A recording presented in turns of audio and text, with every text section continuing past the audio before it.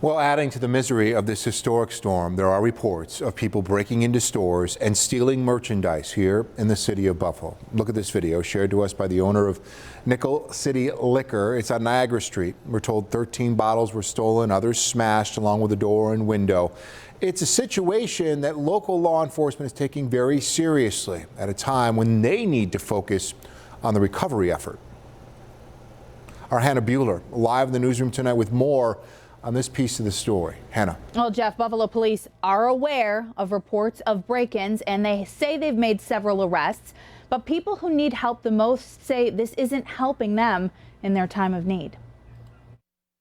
We're making the strides and the efforts to save lives, while at the same time they're subtracting from our efforts. Pastor Al Robinson of Truth Urban Ministry in Lovejoy has been working tirelessly to save lives in his community since the storm first arrived on Friday. Their church, one of the only places with power for hundreds who they've worked to save, rescuing people on snowmobiles and by other means. We started extracting people from houses on Saturday that were stuck in their homes that they wouldn't have made it. At one point, 130 people were together inside the church, including babies as young as 9 months old.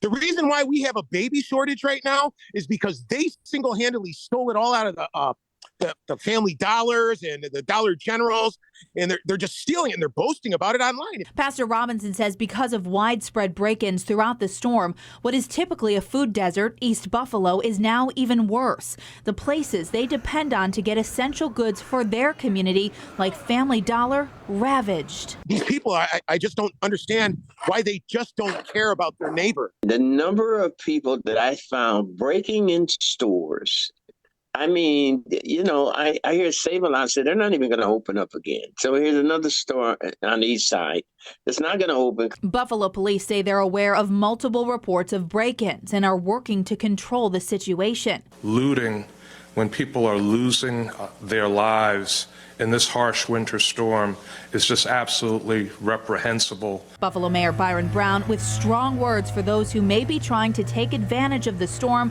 when life-saving efforts are still underway. They're not looting foods and medicines, they're just looting items that they want. So these aren't even people in distress.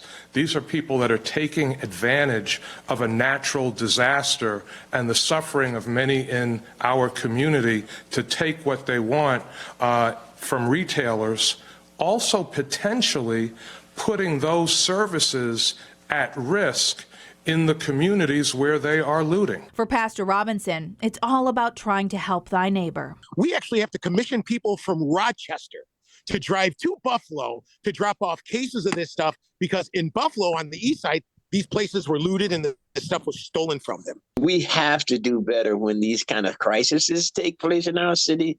It's not an opportunity to get stuff free. This Save-A-Lot on Genesee Street in Buffalo says it will be closed for 2 to 3 weeks while it assesses damage done by break-ins to the store.